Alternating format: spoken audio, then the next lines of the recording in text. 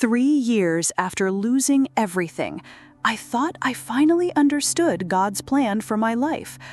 Until Grace revealed a secret to me on her deathbed, and I realized our story had started long before we ever met.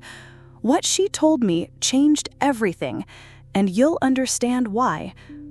My name is Sarah, and honestly, I never thought I'd end up in Copper Falls, Wyoming. Population 3,200 if you count the cattle.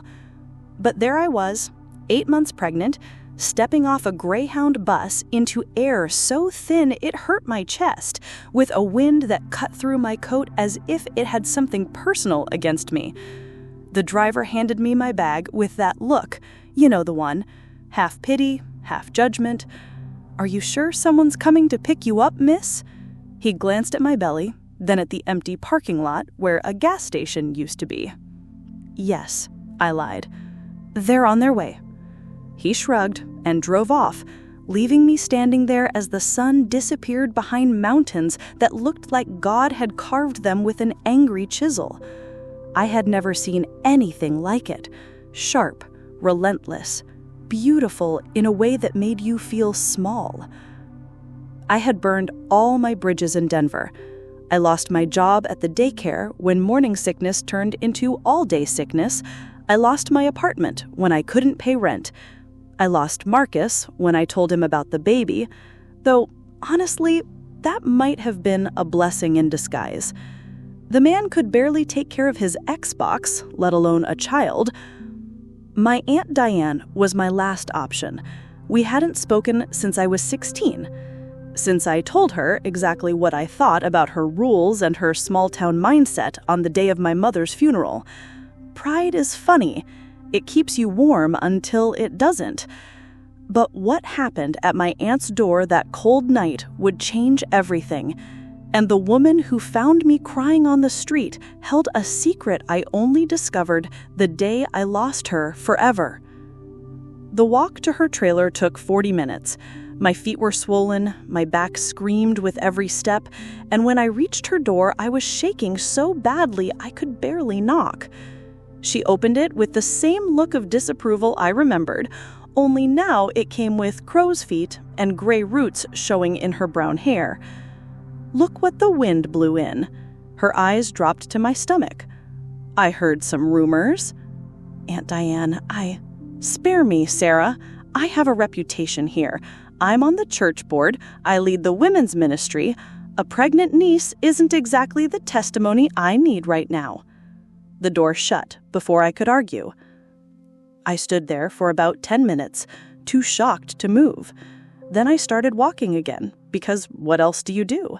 My phone was dead, I had $43 in my pocket, and the temperature was dropping fast.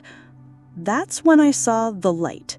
It came from a small house, hidden behind a grove of aspens, their leaves whispering like secrets. The porch light glowed warm and yellow, smoke rising from the chimney. I hadn't planned to knock. I just wanted to rest on the steps for a minute, catch my breath, figure out what to do. But the door opened before I could sit. "Dear, you look half frozen." The woman must have been about 60, silver hair tied in a messy bun, wearing a plaid shirt that had seen better days. "Come in before you catch pneumonia."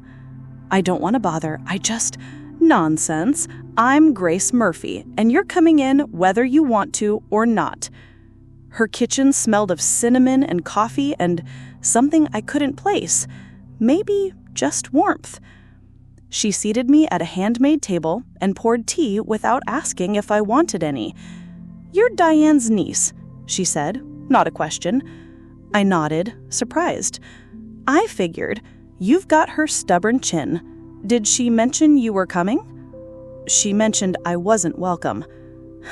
Diane's been more afraid than faithful lately, always worried about what people will think instead of what's right. She studied my face. "When's the baby due?" 3 weeks. "And the father?" I swallowed hard. Out of the picture. She nodded without judgment.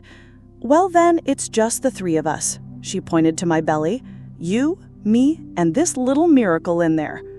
Miracle. No one had called my baby a miracle in months. At that moment, I had no idea Grace had been through the same situation 20 years earlier, and what had happened with her baby would explain why she opened the door for me that night. "You can stay here tonight," she said, as if it were the most natural thing in the world. "Tomorrow we'll see the rest." That night, I slept in the guest room that smelled of lavender and clean sheets. For the first time in weeks, I wasn't afraid.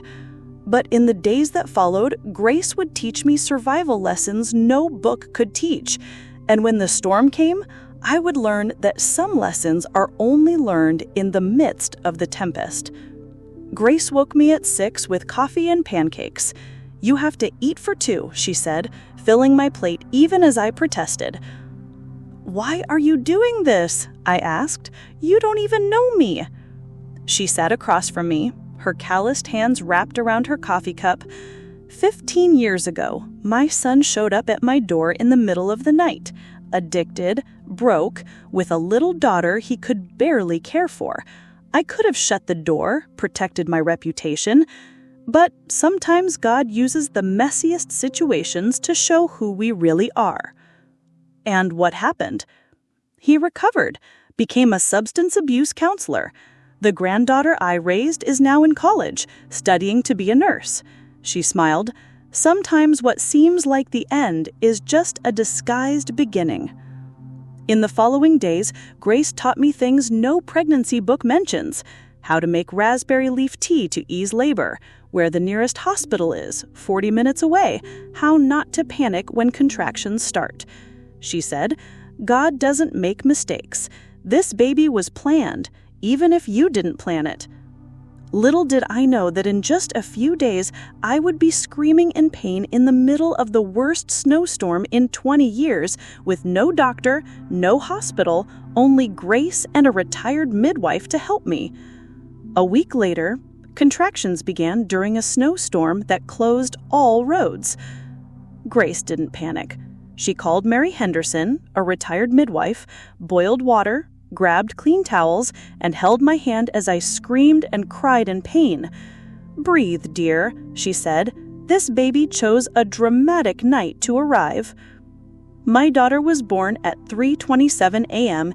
in the midst of the worst storm Copper Falls had seen in 20 years. She cried as if outraged by the whole situation, and when Mary placed her on my chest, I broke down in tears. "Hi, little one," I whispered. "I'm your mommy." "She's perfect," Grace said, tears in her own eyes. 3 days later, when the roads were cleared, my Aunt Diane appeared. She was nervous, fidgeting with her hands, avoiding my gaze. "I heard the baby was born?" "She was," I confirmed, Rose sleeping in my arms. Can I see?" I moved the blanket. Rose yawned, her little fingers opening like a flower. Diane began to cry. "Sarah, I'm sorry. I was afraid of what people would think, but..." She looked at Rose, then at me. "Sometimes God uses babies to remind us what really matters." Grace smiled from her spot in the kitchen. "Amen to that."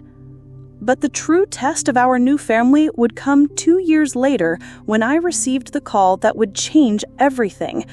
Grace was in the hospital, and the doctors told me to prepare for the worst. 2 years later, I'm still in Copper Falls.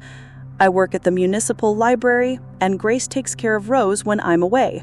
We started going to church together, a small congregation that welcomed me without questions, where the pastor talks more about love than judgment. Rose is 2 now, in the stage of asking 100 questions a day. Yesterday, she asked why Grandma Grace always makes extra food. "Because she never knows who might show up needing a hot meal," I explained. "Like us?" "Like us." It was then that I got the call. Grace was in the hospital. Stroke.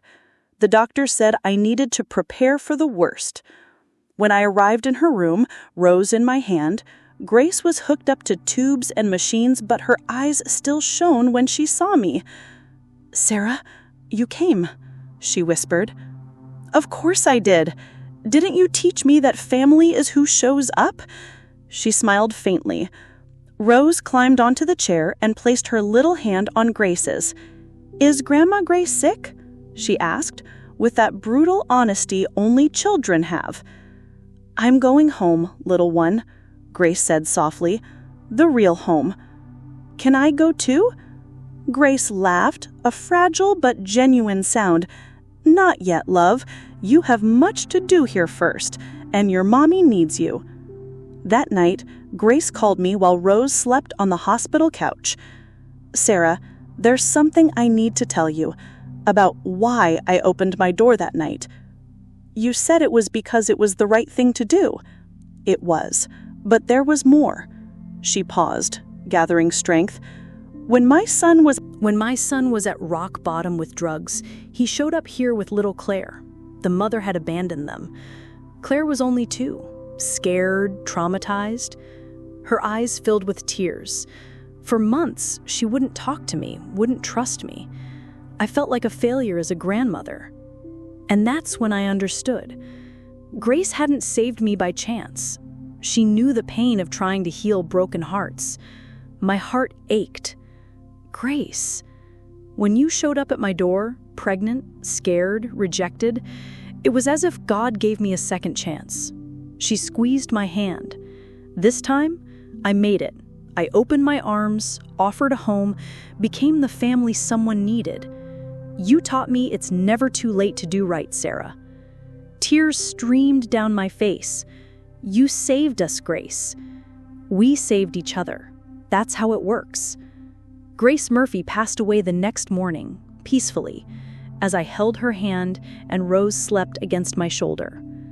At the funeral, I discovered things I never knew. Grace had quietly paid medical bills for families in need. She had a secret fund at church to help single mothers. She had fed half the children in town at some point. The pastor spoke about how she lived the gospel with her hands, not just her words. Later, when everyone left, I stayed alone in the cemetery with Rose. She placed a yellow flower on the grave. "Mommy, will Grandma Grace come back?" I looked toward the mountains in the distance, still capped with snow even in spring. Not in the way we know love, but I paused, searching for the right words. Remember how she always said, "Love doesn't die"?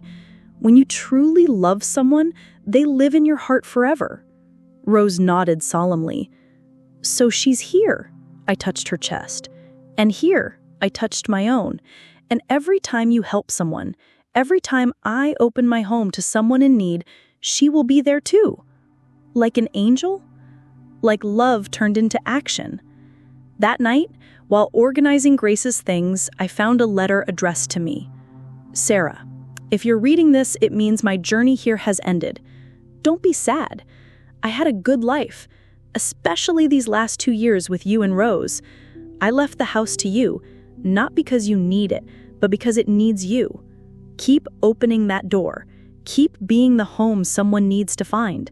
Love doesn't end when we die. It multiplies. Grace." And it was exactly 3 years after my arrival that Grace's true legacy revealed itself. Not through mystical signs or forced coincidences, but in the simplest way, a young woman needing what Grace taught me to give. Today is my 3-year anniversary in Copper Falls.